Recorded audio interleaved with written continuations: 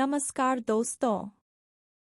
दोस्तों, आषाढ़ महीने के शुक्ल पक्ष में पड़ने वाली एकादशी को देव शयनी या हरि शयनी एकादशी कहा जाता है। यह एकादशी भगवान श्री विष्णु को समर्पित होती है और इसके बाद से ही भगवान श्री विष्णु 4 महीने के लिए क्षीर सागर में शयन करने के लिए चले जाते हैं। उसके बाद से कोई भी शुभ कार्य नहीं होता और देव उठनी गरज के बाद सभी रुके हुए शुभ कार्य और विवाह आदि कार्य फिर से संपन्न होते हैं। ऐसे में इस साल देव शयनी एकादशी कब मनाई जाएगी, व्रत का पारण कब किया जाएगा और देव शयनी एकादशी का महत्व क्या होता है और किस प्रकार से इस दिन पूजा करनी चाहिए, यह आज के इस वीडियो में आप जानेंगे। देव शयनी एकादशी इसलिए भी महत्वपूर्ण है क्योंकि इस दिन से भगवान विष्णु भगवान शिव को 4 महीने तक सृष्टि के संचालन का कार्यभार सौंपकर योग निद्रा में चले जाते हैं। इसलिए देव शयनी एकादशी के दिन सभी भक्तों को भगवान विष्णु माता लक्ष्मी के साथ साथ भगवान शिव का पूजन भी अवश्य करना चाहिए। इस बार जुलाई के महीने में 3 एकादशी व्रतों का शुभ संयोग बढ़ रहा है, जिनमें पहला एकादशी व्रत 2 जुलाई को रखा गया था, जो कि आषाढ़ महीने के कृष्ण पक्ष की योगिनी एकादशी का व्रत था। अब इस बार उदय तिथि के अनुसार 17 जुलाई को आषाढ़ शुक्ल पक्ष की देवशयनी एकादशी का उपवास रखा जाएगा और 31 जुलाई को सावन महीने के कृष्ण पक्ष की कामिका एकादशी का व्रत रहेगा। इस दिन भगवान विष्णु की विधि विधान से पूजा करके एक खास मंत्र का जाप करके भगवान विष्णु को शयन कराया जाता है। मंत्र है सप्तेतु जगन्नाथ जगत सुक्तम भवे ददम विबुद्धेतु बुद्धम च जगत सर्व चराचर, अर्थात है प्रभु आपके जागने से पूरी सृष्टि जग जाती है और आपके सोने से पूरी सृष्टि चर और अचर सो जाते हैं।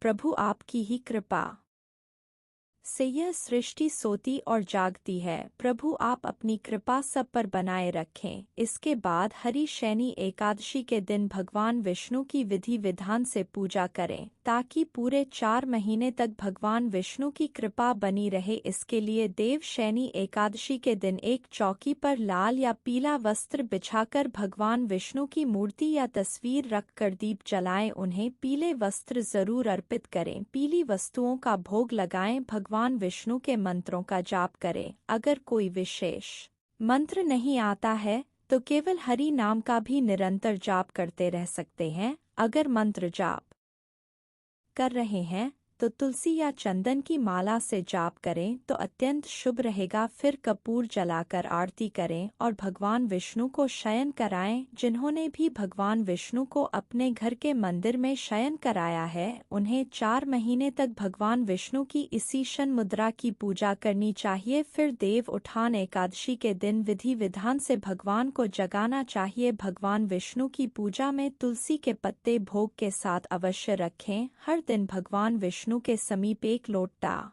जल भरकर साथ में कोई भी मौसमी फल या पीली मिठाई का भोग भगवान को लगाते रहे। तुलसी का पत्ता यदि भगवान के भोग में नहीं होता है तो भगवान अपने भोग से असंतुष्ट रहते हैं, अपना भोग स्वीकार नहीं करते हैं। यदि आपके पास कोई भी फल मिठाई या सात्विक भोजन नहीं है, ऐसे में आप केवल तुलसी का पत्ता भगवान के समक्ष रख दें तो भगवान उसी को बहुत प्रसन्नता से स्वीकार करके अपने भक्तों की मनोकामनाएं पूरी करते हैं। इस बार एकादशी की तिथि 16 जुलाई मंगलवार की रात 8:35 से शुरू होगी और 17 जुलाई बुधवार की रात 9:03 पर एकादशी की तिथि समाप्त होगी। इसलिए उदया तिथि के अनुसार इस बार 17 जुलाई बुधवार को ही देव शयनी एकादशी का व्रत रहेगा। सभी गृहस्थ जन या वैष्णव जन केवल इसी एक दिन उपवास रखेंगे। दशमी तिथि के नियमों का पालन 16 जुलाई को करते हुए तुलसी के पत्ते भी दशमी तिथि को ही तोड़कर रख लेनी चाहिए। 17 जुलाई बुधवार को सूर्योदय सुबह 5:55 पर होगा। सूर्यास्त शाम 7:01 पर होगा। ब्रह्मा मुहूर्त सुबह 4:18 से 5:06 तक रहेगा। इस दिन कुछ शुभ योग भी बन रहे हैं।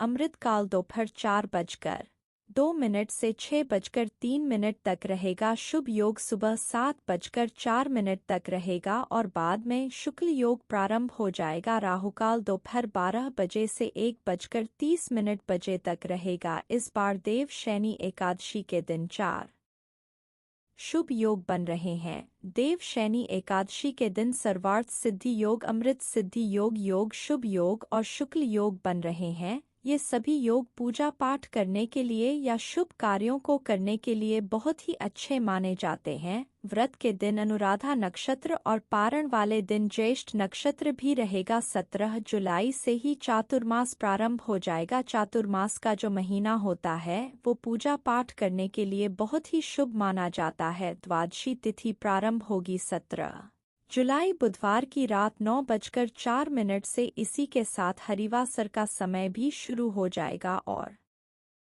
18 जुलाई गुरुवार की रात 8:04 पर द्वादशी तिथि की समाप्ति होगी। द्वादशी तिथि के दिन यानी 18 जुलाई गुरुवार को सूर्योदय सुबह 5:55 पर होगा। सूर्यास्त शाम 7:01 पर होगा। ब्रह्मा मुहूर्त सुबह 4:19 से 5:07 तक रहेगा। राहुकाल दोपहर 1:30 बजे से 3 बजे तक रहेगा। द्वादशी तिथि की पूजा आप ब्रह्मा मुहूर्त में कर सकते हैं, लेकिन जो हरिवासर का समय होता है उसके बाद ही व्रत खोला जाता है। तो 18 जुलाई गुरुवार को सुबह 3 बजे तक हरिवासर का समय समाप्त हो जाएगा, क्योंकि मान्यताओं के अनुसार हरिवासर के समय एकादशी का व्रत नहीं खोला जाता है। हमेशा सूर्योदय के बाद ही एकादशी का व्रत खोलना चाहिए। एकादशी व्रत खोलने से पहले आप भगवान विष्णु का विधि विधान से पूजन करें और अपनी सामर्थ्य के अनुसार दान दक्षिणा किसी योग्य व्यक्ति को दें। गुरुवार के दिन सुबह 5:55 से 8:50 के बीच में आप अपने एकादशी व्रत का पारण कर सकते हैं,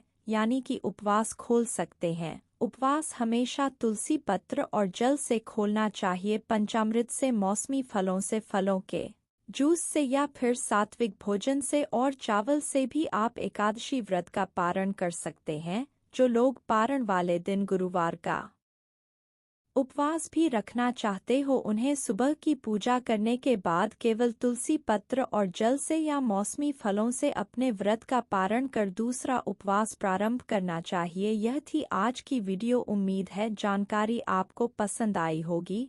धन्यवाद।